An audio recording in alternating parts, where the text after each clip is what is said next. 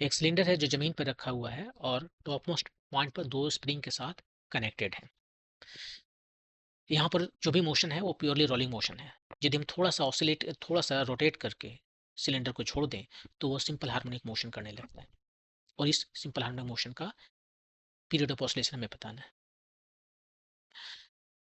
इस अरेंजमेंट को हम कन्वर्ट कर देते हैं एक ऐसे अरेंजमेंट में जिसमें कि केवल एक स्प्रिंग हो और एक मास हो और वो मास केवल ट्रांसलेशनल मोशन करता हो।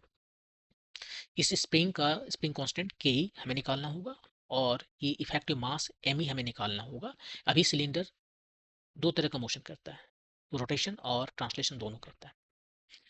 इफेक्टिव स्प्रिंग कांस्टेंट निकालने के लिए सबसे पहले हम पता करते हैं ICR, instantaneous centre of rotation, आने की वह पॉइंट जो मोमेंटली रेस्ट में है।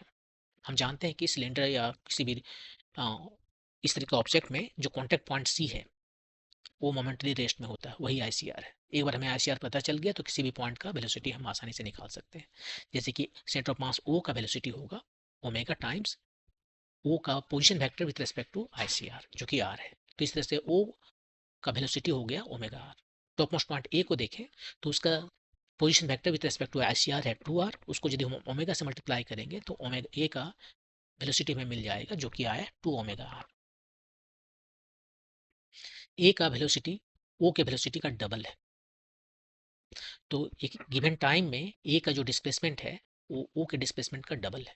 यहाँ पर ए का जो भी डिस्प्लेसमेंट है वो स्प्रिंग का डिस्प्लेसमेंट है और ओ का जो भी डिस्प्लेसमेंट है वो सिलेंडर यानी मास का डिस्प्लेसमेंट है। तो इस तरह से हमें स्प्रिंग और मास का डिस्प्लेसमेंट पता चल गया। यहाँ पर ये पता चल गया है कि स्प्रिंग का डिस्प्लेसमेंट मास के डिस्प्लेसमेंट का डबल है। और उसके बाद हम इक्विवेलेंट स्प्रिंग कांस्टेंट निकालते हैं। K is equal to sum over K I X I by X M whole square. यहाँ पर एक्स आई जो है वो स्प्रिंग का डिस्प्लेसमेंट है और एक्स एम मास का डिस्प्लेसमेंट है। स्प्रिंग का डिस्प्लेसमेंट जो है सो 2x है और मास का डिस्प्लेसमेंट x है। यही हाल दूसरे स्प्रिंग के साथ में भी है और इस तरह से इक्विवेलेंट स्प्रिंग कांस्टेंट 4 के निकल गया। इक्विवेलेंट मास निकालने के लिए हम फार्मूला यूज करते हैं m plus I by R square.